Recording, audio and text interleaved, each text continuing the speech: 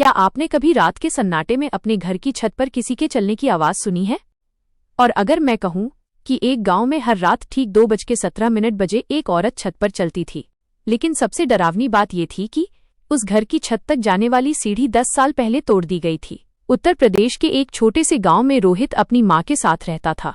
उनका घर पुराना था और घर की छत तक जाने वाली सीढ़ियां कई साल पहले टूट चुकी थीं, इसलिए कोई भी ऊपर नहीं जा सकता था। लेकिन पिछले कुछ दिनों से हर रात ठीक 2:17 बजे छत पर किसी के चलने की आवाज आती थी। ठक ठक ठक, जैसे कोई नंगे पैर धीरे धीरे चल रहा हो। रोहित, फिर वही आवाज आ रही है। शायद बिल्ली होगी माँ। लेकिन रोहित के मन में भी डर बैठ चुका था, क्योंकि आवाज कभी इधर जाती कभी उधर, जैसे कोई पूरी छत पर घूम रहा हो। उस रात रोहित ने मोबाइल का कैमरा ऑन किया और खिड़की से छत की तरफ रिकॉर्डिंग शुरू कर दी। आवाज फिर आई।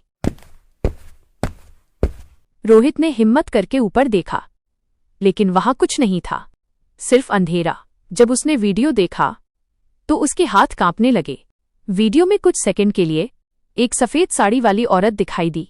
वो छत के किनारे खड़ी थी और सीधे कैमरे की तरफ देख रही थी। ये कैसे हो सकता है? रोहित ने ये बात गांव के सबसे बुजुर्ग आदमी को बताई। बुजुर्ग वीडियो देखते ही डर गए। बेटा, ये वही औरत है। कौन? सरस्वती। 40 साल पहले उसी घर में सरस्वती नाम की एक महिला रहती थी। उसका पति शहर में काम करता था। वो हर रात छत पर जाकर उसका इंतजार करती थी। लेकिन एक दिन पति की मौत की खबर आ गई। उस सदमे को सरस्वती सह नहीं पाई और कुछ दिनों बाद उसकी भी मौत हो गई। लोग कहते थे कि उसकी आत्मा आज भी किसी का इंतजार करती है। रोहित ने फैसला किया कि आज वो सच्चाई पता करके रहेगा। उसने छत के नीचे वाले कमरे में कैमरा लगा दिया और रात का इंतजार करने लगा। घड़ी में 2:17 बजे अचानक वही आवाज, इस बार पहले से ज्यादा तेज। कौन है वहां?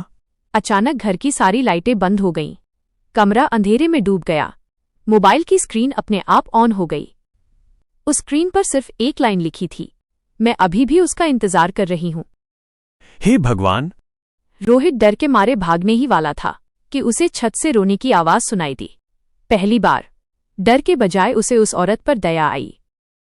अगले दिन उसने गांव वालों के साथ मिलकर सरस्वती के नाम से मंदिर में पूजा करवाई और उसके पति की पुरानी तस्वीर छत पर रख दी। आखिरी रात, उस रात फिर 2:17 बजे आवाज आई, लेकिन इस बार आवाज धीरे धीरे दूर जाने लगी और फिर हमेशा के लिए बंद हो गई। सुबह रोहित जब छत की तरफ देखने गया तो वहां धूल पर एक आखिरी निशान बना हुआ था, जैसे किसी ने उंगली से लिखा हो, धन्यवाद। आज भी उस गांव में लोग कहते हैं, अगर किसी रात आपकी छत पर कदमों की आवाज आए तो तुरंत डरिए मत। हो सकता है कोई आत्मा नहीं, बल्कि किसी का अधूरा इंतजार वहां भटक रहा हो, और शायद अगली रात वो आपके घर की छत पर चले।